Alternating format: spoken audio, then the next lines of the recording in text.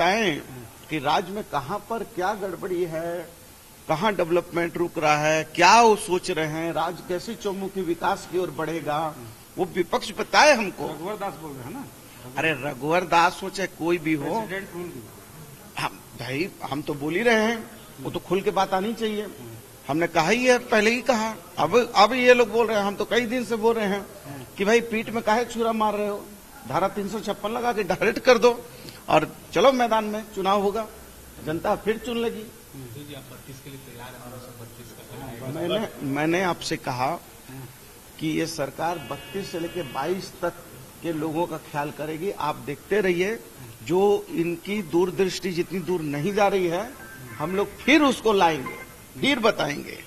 क्योंकि इनकी सोच समझ जो है, जब जब कैबिनेट होता है तब भाजपा के पेट में दर्द हो जाता है, वो बेसुध हो जा रहे हैं। क्या होगा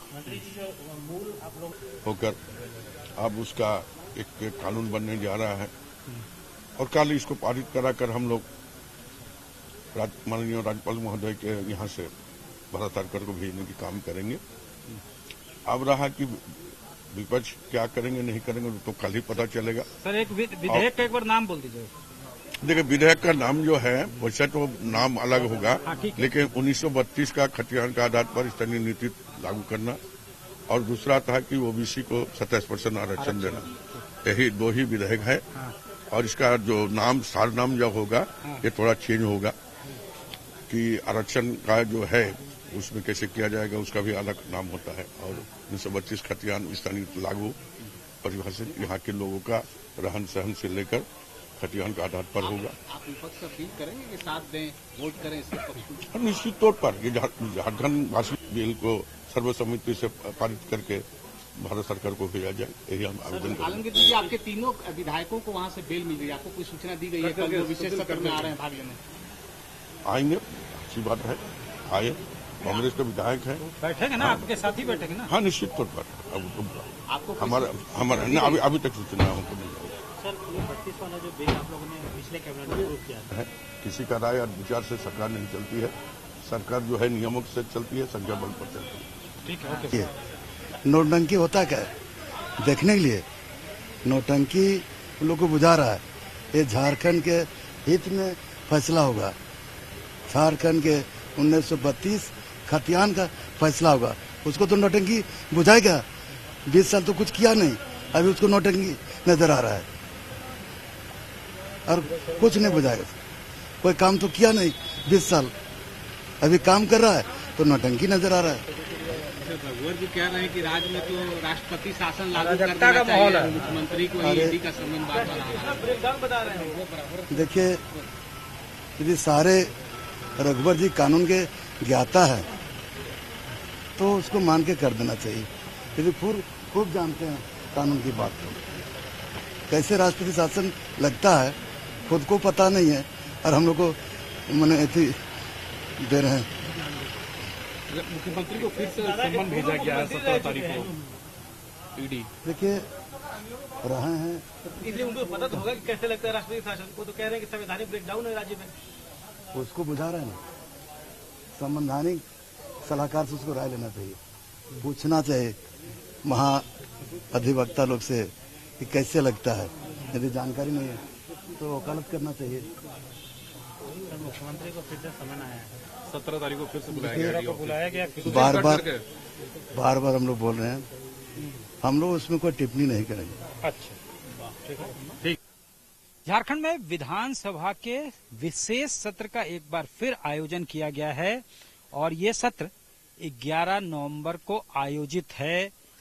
हेमंत सोरेन कई महत्वपूर्ण प्रस्ताव लेकर आ रहे हैं। हालांकि इसे मॉनसून सेशन का एक्सटेंडेड सेशन कहा जा रहा है और यहाँ पे जिस वक्त से राजनीतिक परिस्थिति गरमाई है और ये ईसीआई का मामला आया है, हेमंत सोरेन जो है जिस तरह से राजनीतिक अस्थिरता का आरोप लगाते रहे हैं, उस वक्त से लगातार सरकार लकीर खींचने की कोशिश कर रही है कि वो लोगों को बता सके यहाँ जो ट्राइबल पॉपुलेशन है या फिर यहाँ के जो लोकलाइट्स हैं, उनके जो इश्यूज काफी समय से पेंडिंग थे, तो उनको जो है ये सही कॉर्ड, राइट कॉर्ड हिट करने की कोशिश ये सरकार कर रही है।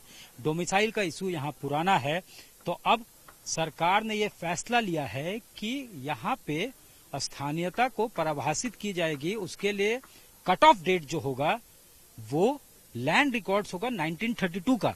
हालांकि इस बात को लेकर बीजेपी भी रणनीति तय कर रही है और ये बातें भी सामने आती रही है, सत्ता पक्ष से भी सामने आती रही है कि जब लास्ट लैंड सर्वे हुआ उसे कट ऑफ डेट रखना चाहिए।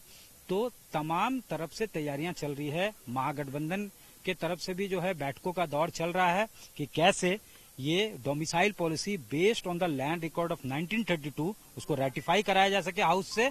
साथ ही साथ इस बात की भी तैयारी हो रही है कि ओबीसी का जो आरक्षण 27% किया गया है उसको हाउस से रेटिफाई किया जा सके कैबिनेट से पहले इसको अप्रूव करके।